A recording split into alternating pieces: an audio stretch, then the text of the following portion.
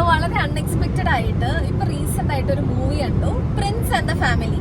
Actually ആ movie കാണണമെന്ന് വിചാരിച്ചിട്ട് കണ്ടതല്ല. കൂടുതലായിട്ട് മൂവി ഇറങ്ങുന്നതിന് മുന്നേ പ്രൊമോഷൻസ് അങ്ങനെ ഒന്നും ഉണ്ടായിരുന്നില്ല.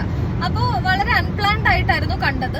ആ മൂവിയിൽ തന്നെ ഒരു ഡയലോഗ് പറയുന്നുണ്ട്, നിങ്ങളുടെ അഭിപ്രായം നിങ്ങളുടെ മാത്രമായിരിക്കണമെന്ന്. അത് മൂവി കണ്ടപ്പോഴാണ് എനിക്ക് മനസ്സിലായത് അത് എത്രത്തോളം മീനിങ് ഫുൾ ആണെന്ന്. ബിക്കോസ് കുറെ നെഗറ്റീവ് റിവ്യൂസ് കേട്ടു.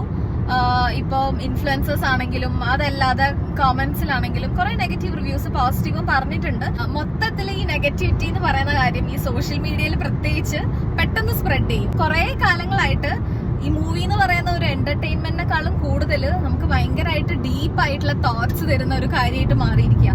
ഇപ്പൊ റീസെന്റ് ആയിട്ട് ഇറങ്ങിയ കുറെ മൂവീസ്, ഞാൻ മൂവീസ് എടുത്ത് പറയുന്നില്ല, ഭയങ്കര ത്രില്ലർ മൂവീസ് അല്ലെങ്കിൽ ചില മൂവീസ് കണ്ടിട്ട് രാത്രി ഉറങ്ങാൻ പോലും പറ്റാത്ത സിറ്റുവേഷൻസ് എനിക്ക് പേഴ്സണലി ഉണ്ടായിട്ടുണ്ട്.